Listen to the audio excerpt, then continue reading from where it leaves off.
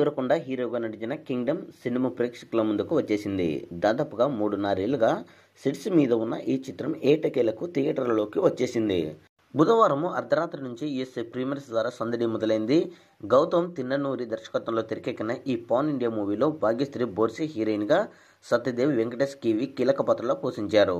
Kingdom సినిమాకి USA premier షోల నుంచి అదిరిపోయే రెస్పాన్స్ వస్తుంది. ట్విట్టర్ టాక్ని బట్టి టైటిల్ కార్డు ఎక్సలెంట్గా ఉంది. మంచి ఇంట్రడక్షన్ సినిమాతో ప్రారంభమవుతుందని, మొదలైన కొన్ని నిమిషాల్లోనే కథ లీనమయ్యేలా చేసి పక్కదారి పట్టకుండా ప్రాపర్ స్టోరీ లైన్ మీద డ్రామా నడిచింది.